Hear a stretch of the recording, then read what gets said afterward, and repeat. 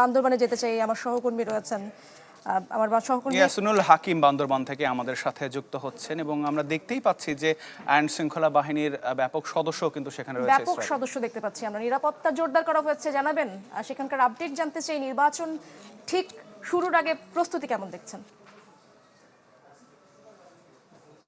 এখন দাঁড়িয়ে আছি বান্দরবান সেনা রিজিয়নে জোন কার্যালয়ে। আমরা দেখেছি সকাল থেকেই বান্দরবানের বিভিন্ন জায়গাগুলোতে নিরাপত্তা জোরদার করা হয়েছে। পাশাপাশি এখানে যৌথ বাহিনীর একটি মহড়া প্রস্তুত করা হয়েছে যাতে নির্বাচনকে অবাধ, সুস্থ, নিরপেক্ষ করা যায় এবং মানুষের যাতে কোনো ধরনের কোনো জায়গায় দুষ্কৃতিকারীরা যাতে কোনো রকমের অঘটন ঘটাতে না পারে সেজন্য তাদের ব্যাপক প্রস্তুতি রয়েছে বলে জানিয়েছে। আমরা কথা বলেছিলাম জোন কমান্ডারের সাথে, তিনি আমাদেরকে জানিয়েছে বান্দরবানের 7 উপজেলা 34 ইউনিয়নে যে 187টি কেন্দ্র রয়েছে সেখানে 22টি বেস ক্যাম্পের মাধ্যমে 21 প্লাটুন বিজিবি কাজ করবে এবং পাশাপাশি বান্দরবানের প্রত্যেকটি কেন্দ্র, প্রত্যেকটি জায়গায় পেট্রোল থেকে শুরু করে সেনাবাহিনীর প্রায় 3,500-এর মতো সৈনিক এবং কর্মকর্তারা তারা বিভিন্ন জায়গায় নিয়ন্ত্রণ এবং নিরাপত্তা জোরদার করবে। সঠিক প্যাড আর সঠিক তথ্য দিয়ে এসব সামলে নিব এক হয়ে মোনালিসা স্যানিটারি ন্যাপকিন। পাশাপাশি 25 জন নির্বাহী ম্যাজিস্ট্রেট কিন্তু বান্দরবানের 7 উপজেলায় নির্দেশনা রয়েছে।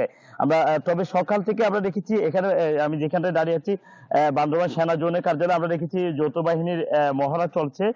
পাশাপাশি তারা বিভিন্ন প্রস্তুতিও নিয়েছে বলে আমাদেরকে জানিয়েছে এবং তাদেরকে জোন কমান্ডার একটু আগে ব্রিফিং করেছে এবং ইতিমধ্যে তাদের সকল প্রস্তুতি সম্পূর্ণ হয়েছে। তারা যেটি বলছে বান্দরবানে 300 সংসদীয় যে আসনটি রয়েছে সারা দেশে নেই, এখানে তারা একটা অবাধ, সুস্থ, নিরপেক্ষ নির্বাচন বাংলাদেশ এবং বান্দরবানবাসীকে উপহার দেওয়ার জন্য তাদের সর্বোচ্চ যে প্রস্তুতি সেটা তারা ইতিমধ্যে নিয়েছে।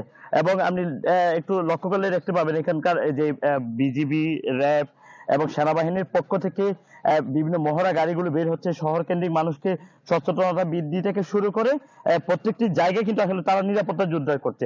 তারা যেটি বলছে বান্দরবান জেলার যে দুর্গম এলাকাগুলো রয়েছে সেখানেও তারা নিরাপত্তা জোরদার করছে এবং তারা আশা করছে আগামী কাল যেহেতু ধন্যবাদ আমাদের সাথে যুক্ত হবার জন্য।